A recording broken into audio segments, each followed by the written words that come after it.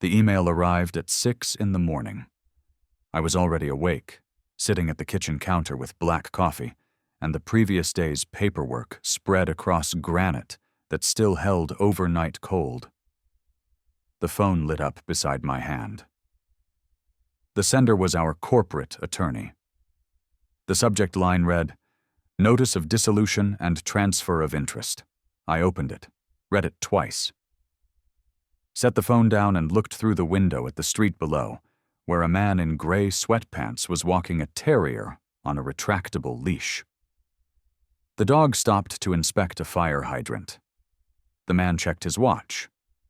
I picked up the phone again and forwarded the email to my personal account, then deleted it from the company server before anyone else logged in. The document was clean. 8 years of partnership dissolved in 4 pages of boilerplate and 1 signature I had never authorized. My equity converted to a buyout structured over 36 months at a valuation I knew was 40% below market. The math was careful, just enough to avoid lawsuit exposure, not enough to matter. I scrolled to the signature block. My partner's name, our CFO's name, a lawyer I had never met. I stood, rinsed the mug, set it in the dish rack with the open side down so it would dry without spotting. Then I dressed for the office as though nothing had changed. The morning carried the ordinary weight of Tuesdays. I took the elevator to the 9th floor and nodded to the receptionist who had been with us since we moved out of the co-working space on Alameda. She smiled and asked if I wanted her to order lunch for the leadership meeting. I told her not today.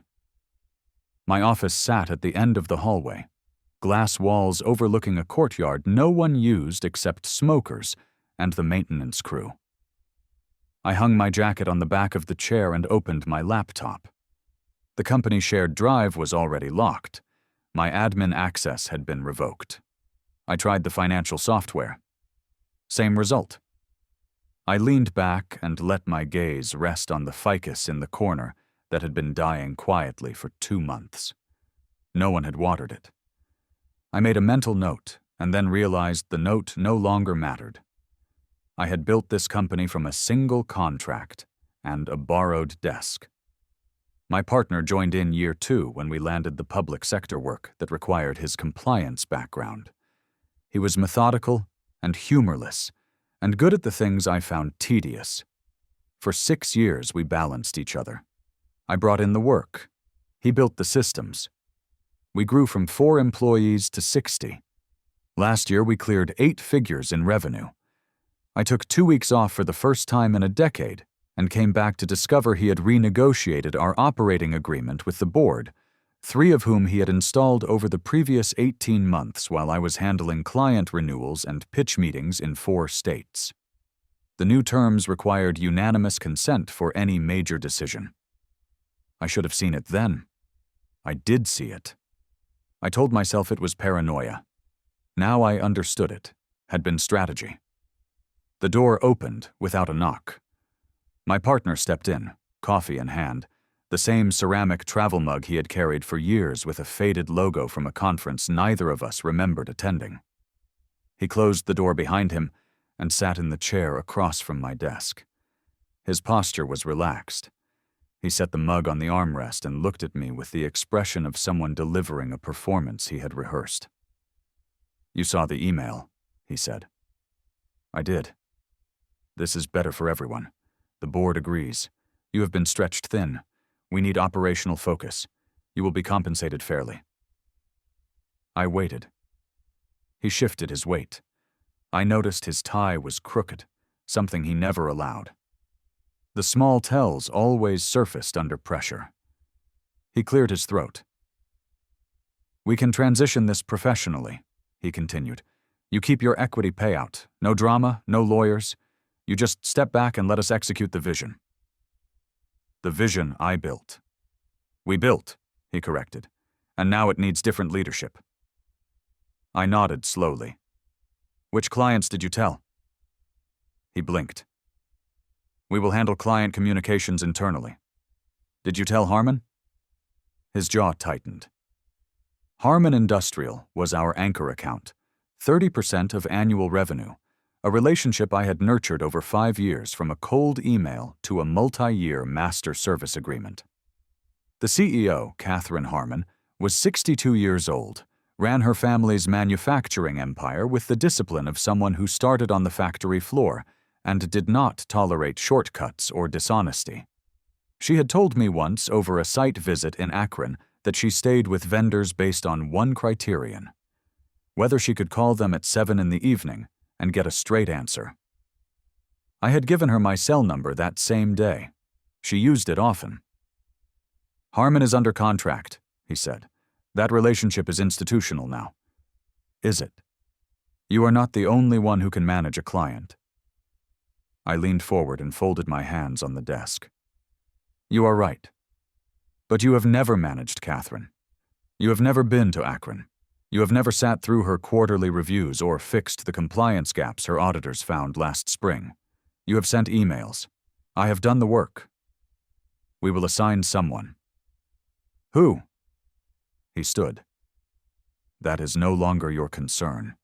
Your access will be fully revoked by end of business. Surrender your laptop and keycard to HR before you leave." He walked out. The door clicked shut behind him.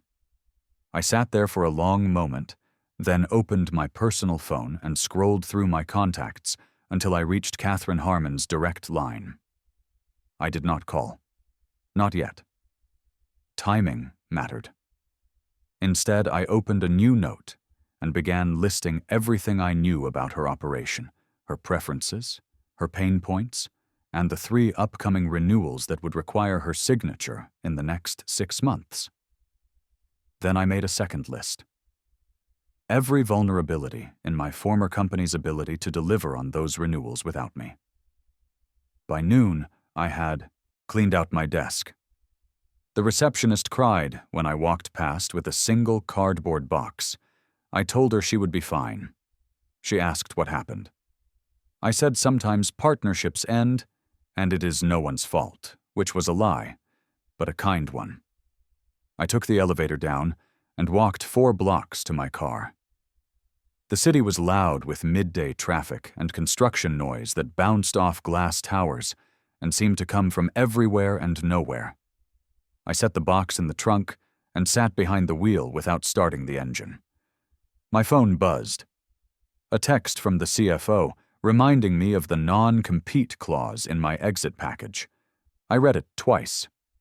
The clause prohibited me from soliciting clients or employees for 18 months. It said nothing about clients soliciting me. I started the engine and drove home. My apartment was a 6th-floor walk-up in a converted warehouse with exposed ductwork and floors that creaked near the windows. I had lived there for 3 years, longer than anywhere since college. I set the box on the kitchen counter and made another pot of coffee, this time in the French press I used on weekends when there was no rush.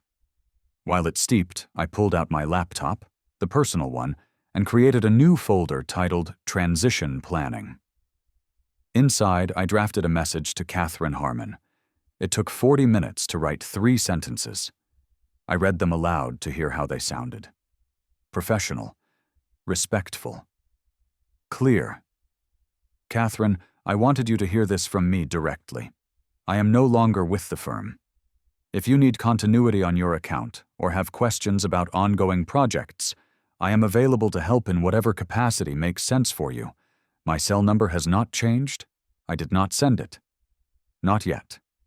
First, I needed to understand what she already knew and what story my former partner planned to tell. I opened LinkedIn and searched for anyone on his team who might have client-facing contact with Harmon. 3 names surfaced. I cross-referenced them against my memory of project assignments and realized none of them had ever attended a meeting with Catherine. They had written reports, prepared presentations, handled documentation. But they had never sat across from her, or answered her questions, or absorbed the particular way she tested vendors by asking the same question 3 times in 3 different forms to see if the answer changed. I closed the laptop and walked to the window. The street below was emptying as afternoon thinned into early evening. A bus hissed to a stop. A cyclist threaded through halted traffic. Somewhere a siren climbed and faded. I thought about my partner sitting in my old office, wearing a crooked tie, telling himself he had won. I thought about the board members who had signed off on the dissolution without calling me first.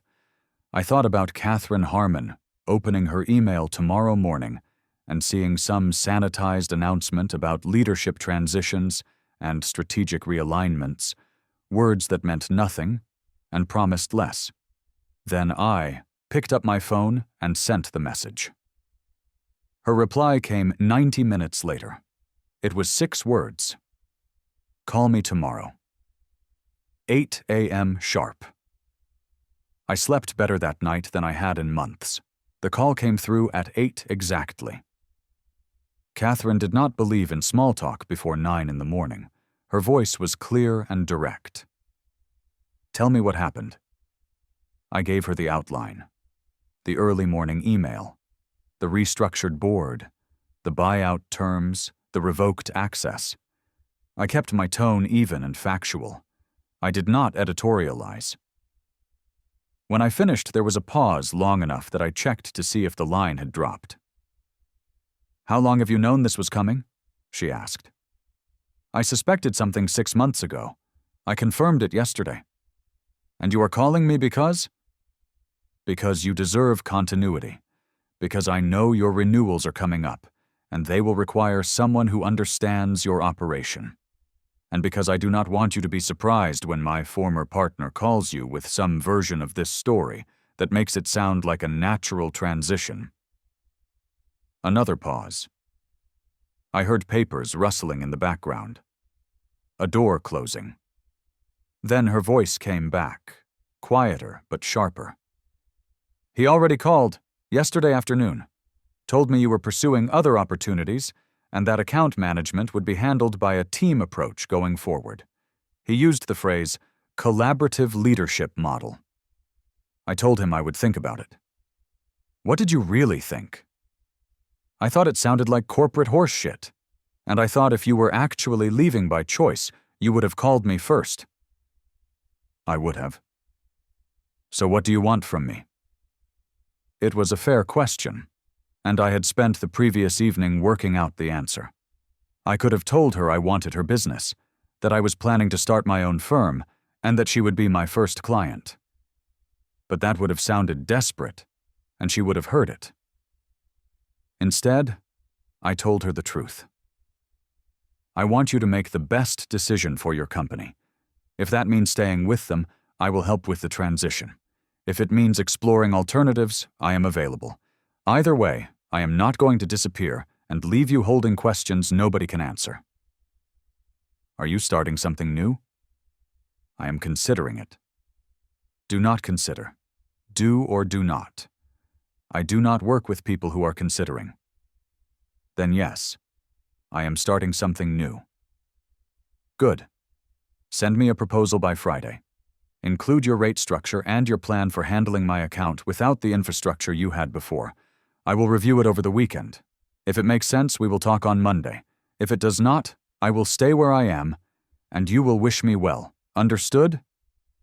Understood. She hung up. I set the phone down and looked at the blank wall across from my desk where I had once pinned a map of our client locations across the Midwest. The map was gone now, rolled up in the box I had carried out the day before. I did not need it anymore. I knew every location by heart. Every facility manager, every procurement officer, every pain point, and every promise I had made to fix them. I spent the next 4 days building a proposal that stripped away everything except competence and cost. No corporate overhead, no layers of account managers and project coordinators and junior analysts who padded timelines and budgets. Just me and a network of trusted contractors I had worked with for years, people who answered their phones and delivered on deadlines and did not require supervision. I itemized every service Harmon currently received and showed how I could provide the same quality at 20% less while maintaining faster response times. I included a transition plan that would require zero disruption to her operations. I attached references from 3 other clients I had managed personally, people who would take her call and tell her the truth about my work. On Friday morning, I sent the proposal at 7. By noon, she had forwarded it to her CFO and her head of operations with a note I was not supposed to see, but that someone accidentally left me copied on. This is what competence looks like. Run the numbers. On Monday, she called with a counter-offer. She would move half her contract volume to me immediately as a test case. If I performed, she would shift the rest within 90 days and extend the term to 3 years. The rate would be 15% below my former firm. Not 20, but still enough to build on. I accepted. We scheduled a kickoff meeting for the following week in Akron. I hung up and sat very still, feeling the weight of what had just happened. Then I opened my laptop and began drafting the incorporation documents for my new firm. My former partner found out 8 days later. I knew because my phone rang at 10 in the evening with a number I did not recognize. I let it go to voicemail. The message was 2 minutes of controlled fury disguised as professional disappointment. He accused me of violating the non-compete clause. He threatened legal action. He said I had poisoned the client relationship and acted in bad faith. He said the board would not tolerate this kind of unethical behavior. He used the word betrayal 3 times. I saved the voicemail and forwarded it to the attorney I had retained the week before, a woman in her 50s who specialized in partnership disputes and had a reputation for turning vague threats into dismissed motions. She called me back within the hour. "Did you solicit the client?" she asked. "No, she called me." "Can you prove that?" "I have the text message where she asked me to call her. I have the call logs showing she initiated subsequent conversations. I have the email thread where she requested the proposal." "Good. Did you disparage your former firm in any communication with her?" "No. I gave her facts about my availability and my capabilities. I did not comment on their ability to serve her." "Even better. They have no case. If they file, we will bury them in discovery, and they know it. This is noise. Ignore it unless it escalates." It escalated 3 days later when I received a cease and desist letter via certified mail.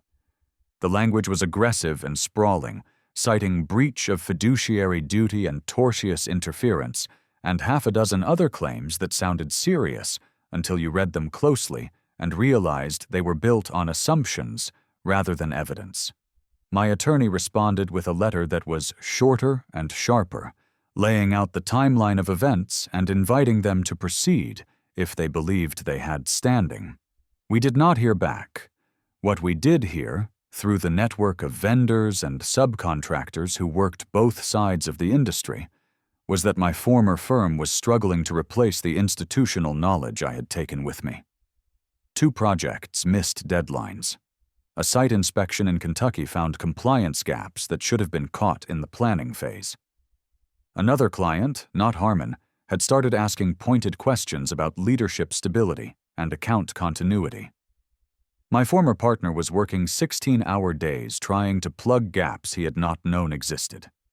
The CFO had quietly approached 2 competitors about a possible acquisition at a steep discount. I did not celebrate any of this. There was no satisfaction in watching something I had built begin to fracture. But there was clarity. And there was validation that the work I had done mattered in ways that could not be replaced by committee decisions and collaborative leadership models. The Harmon account became the foundation. Within 3 months, I had added 2 smaller clients, both of whom had worked with me before and had been waiting for an opportunity to follow. One was a regional logistics company that needed environmental compliance audits across 12 distribution centers. The other was a municipal water authority that required ongoing testing and documentation for state regulators. Neither contract was large enough to sustain a company on its own, but together with Harmon, they provided stability and proof of concept. I hired my first full-time employee in month 4, a project manager I had trained years ago who had left my former firm the previous year over disagreements with leadership about quality standards. She knew my methods and shared my intolerance for cutting corners.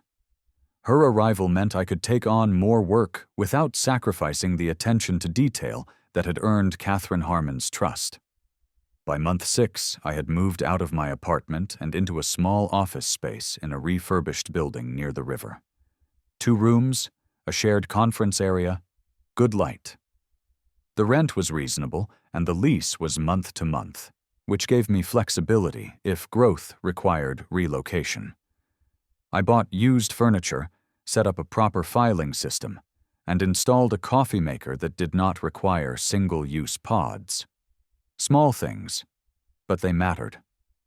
They signaled permanence and professionalism, and a commitment to building something that would last beyond the immediate need to survive. Catherine Harmon completed her test period and moved the remainder of her contract to me in month 7. The day the paperwork finalized, she sent a brief email that I printed and pinned above my desk. "You have earned this. Do not make me regret it." 3 weeks later, she referred me to another manufacturing firm in Indiana, a competitor of hers that she respected enough to recommend my services. I met with their VP of operations over lunch in a diner halfway between our offices. He was younger than I expected, maybe 35, with the wary look of someone who had been burned by consultants before. He asked hard questions about timelines and costs and what happened if I got hit by a bus. I gave him straight answers and the names of 2 people who could step in if I became unavailable. He said he would think about it. A week later, he called with a contract. The complications arrived in month 8, predictable but frustrating. My former partner filed a formal complaint with the state licensing board alleging that I had misappropriated proprietary client information during my departure. The accusation was specific enough to trigger an investigation, but vague enough to be difficult to disprove outright. I spent 3 weeks compiling documentation, email threads showing Catherine Harmon had initiated contact, call logs, meeting notes that predated my departure, and a detailed timeline that demonstrated every client relationship I now held had been built on my personal reputation rather than company resources. My attorney submitted a 30-page response with exhibits. The board dismissed the complaint 6 weeks later with a finding of no merit and a note in the file that the allegations appeared retaliatory in nature. The second complication was more personal. My former project manager, the one I had hired in month 4, received a job offer from my old firm at twice her current salary. The offer came with a signing bonus and a title bump, and a clear implication that her departure would hurt me more than her acceptance would help her. She brought the offer letter to my office on a Thursday afternoon and set it on my desk without saying anything. I read it while she stood by the window looking out at the river below. When I finished, I folded the letter and handed it back. "What do you want to do?" I asked. "I want to know if you can match it." "I cannot, not yet, maybe in a year." She nodded. "They told me you would say that." "What else did they tell you?" "That you are running on fumes, that Catherine Harmon is your only real client, and when she leaves you will be finished, that I should get out now while I can still leverage my time here into something better." "Do you believe that?" She was quiet for a moment. "I believe they are scared. Otherwise they would not be calling me." "They are. But fear makes people do stupid things.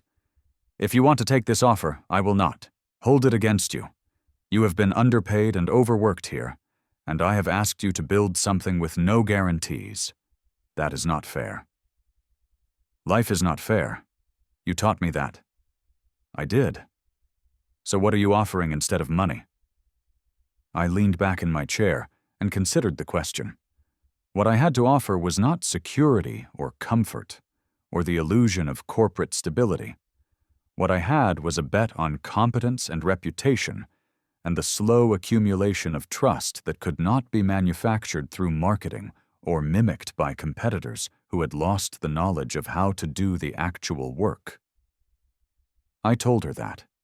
I told her I could not promise wealth, but I could promise that her work would matter, and that she would never be asked to compromise her standards for the sake of a spreadsheet.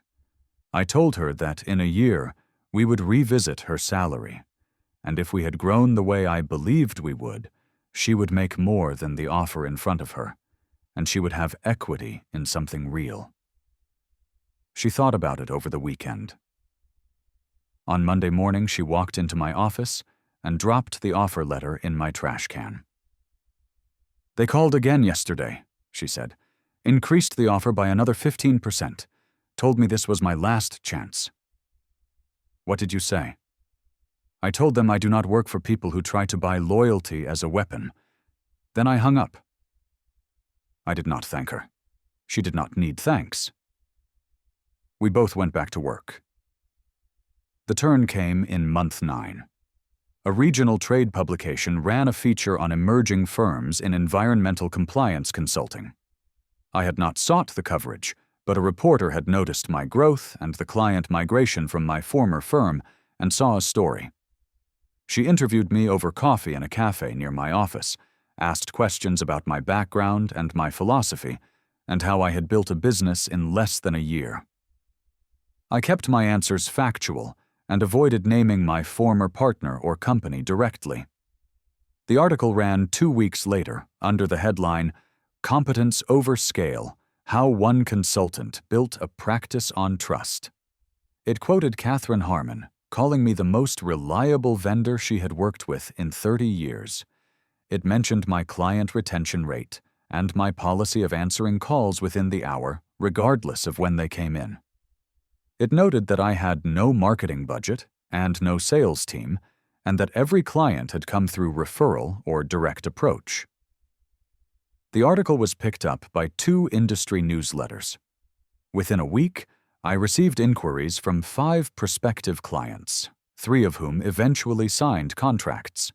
One was a former client of my old firm who had grown dissatisfied with service quality after my departure.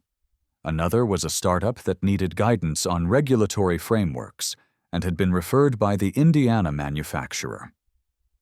The third was a government contractor that required someone who could navigate federal compliance requirements without the overhead of a large firm. By month 12, I had 8 employees and a wait list of potential clients. I had moved into a larger office with room for growth. I had established a profit-sharing structure that gave my team ownership in the outcomes they produced.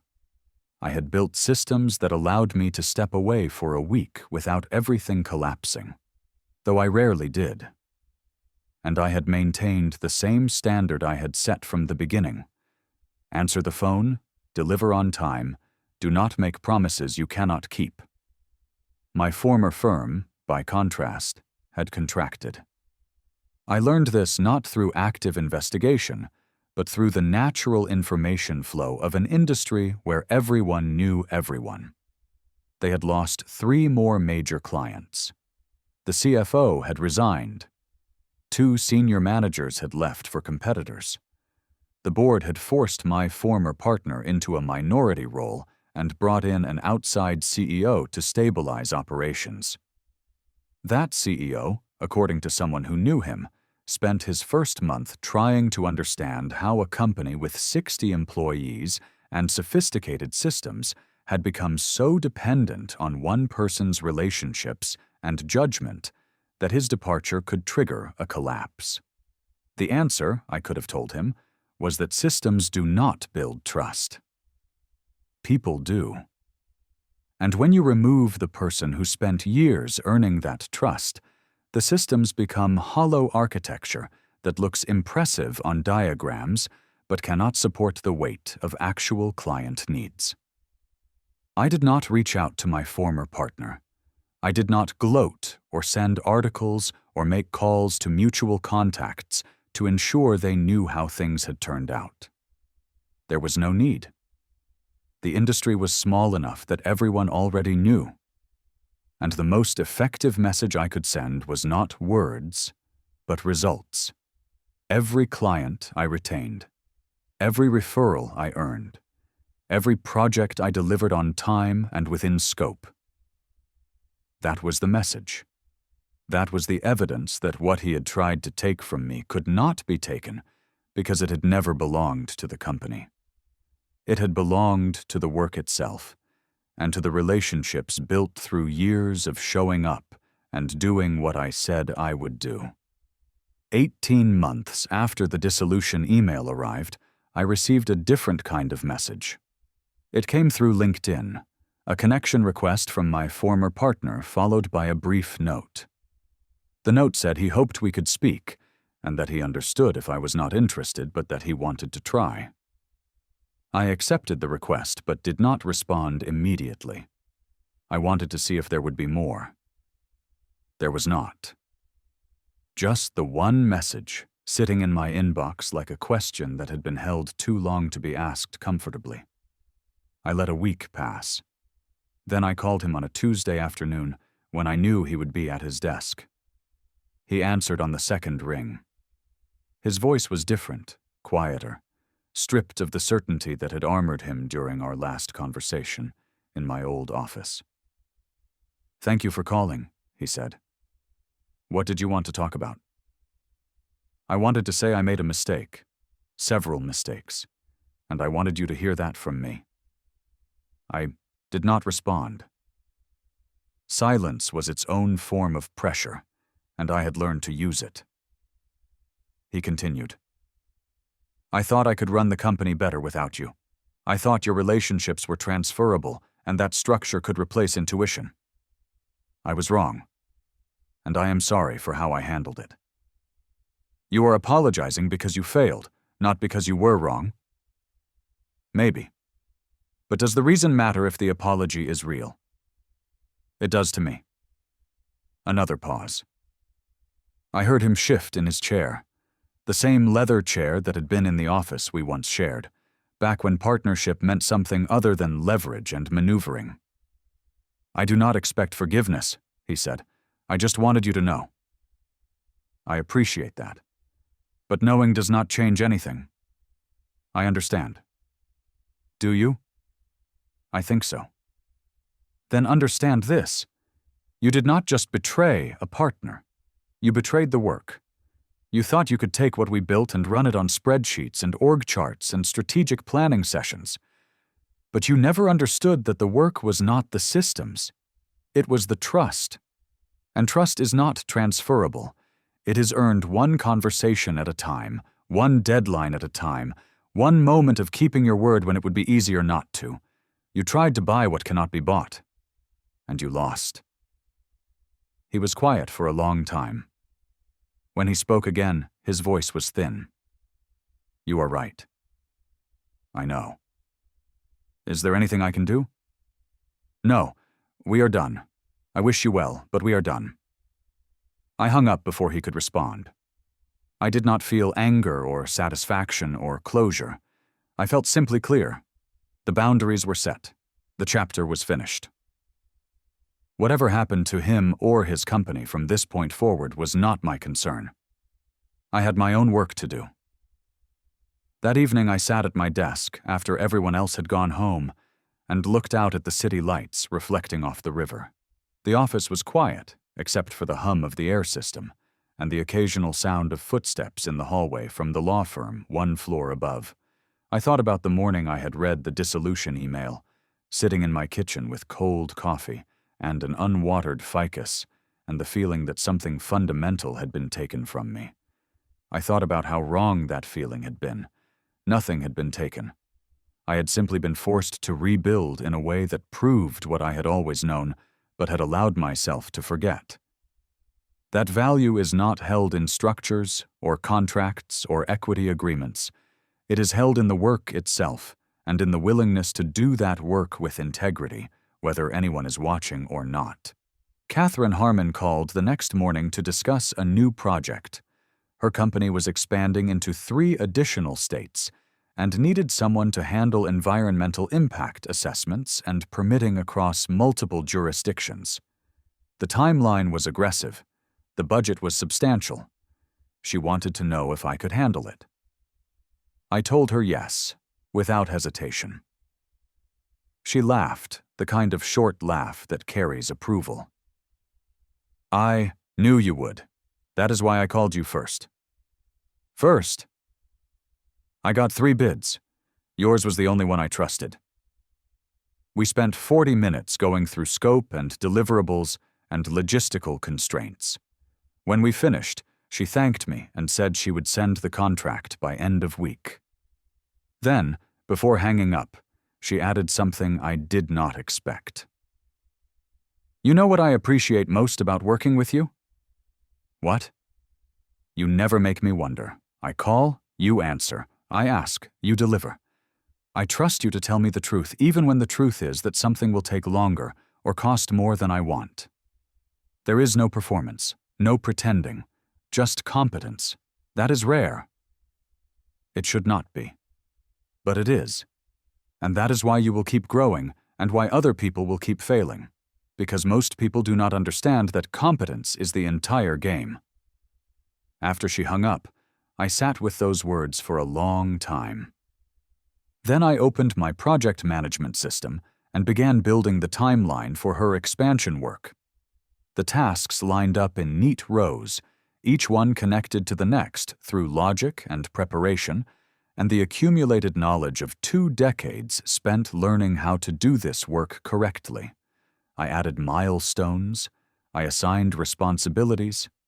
I built in buffer time for the inevitable complications that no plan could anticipate, but that experience knew to expect. And as I worked, I realized something I had not fully grasped until that moment. My former partner had not cut me out of the company. He had freed me from the weight of carrying people who did not value the same things I did. He had forced me to rebuild on a foundation of my own choosing, with people who shared my standards and clients who appreciated what those standards made possible. He had given me, unintentionally, the greatest gift. The chance to prove that what I had built was not luck or timing or circumstance, but skill and care, and the kind of relentless focus on doing things right that could not be replicated by anyone who did not understand why it mattered. I finished the project plan and saved it. Then I stood and walked to the window and looked down at the street below where people were walking to wherever they needed to be, each carrying their own weight, each playing out their own version of the same fundamental truth. That you are defined not by what is taken from you, but by what you choose to build after. The next morning I arrived at the office before anyone else and made coffee in the good machine and sat at my desk with the door open so I could hear when my team began to arrive. The day ahead held client calls and contract reviews and the 1,000 small decisions that accumulate into something larger.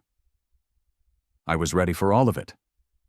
And I knew, with the kind of certainty that comes not from ego but from evidence, that I would still be ready tomorrow and the day after and every day that followed.